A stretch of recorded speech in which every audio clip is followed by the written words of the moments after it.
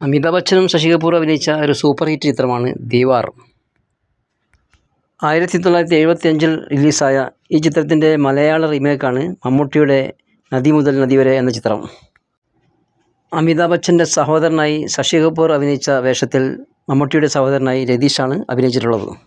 ചിത്രത്തിലെ പ്രധാന വില്ലൻ കഥാപാത്രം അഭിനയിച്ചിട്ടുള്ളത് ക്യാപ്റ്റൻ രാജുവാണ്.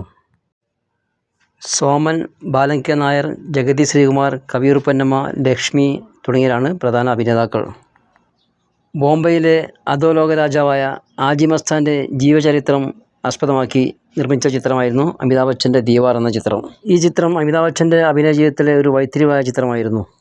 മമ്മൂട്ടിയുടെ ഈ ചിത്രം അമിതാഭ് ബച്ചൻ്റെ ദീവാറിനെ പോലെ അത്ര വിജയിച്ച ചിത്രമായിരുന്നില്ല എങ്കിലും മമ്മൂട്ടിയും ലക്ഷ്മിയും ക്യാപ്റ്റൻ രാജുവും കവിയൂർ പൊന്നമ്മയും എല്ലാം മികച്ച അഭിനയമാണ് ചിത്രത്തിൽ കാഴ്ചവെച്ചിട്ടുള്ളത്.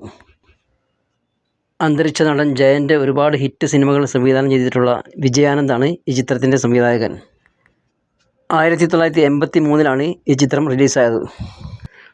ഓക്കെ ഫ്രണ്ട്സ്, നമുക്ക് അടുത്ത വീഡിയോയിൽ കാണാം. എൻ്റെ ചാനൽ സബ്സ്ക്രൈബും ലൈക്കും കമൻറ്റും ചെയ്യാൻ മറക്കല്ലേ.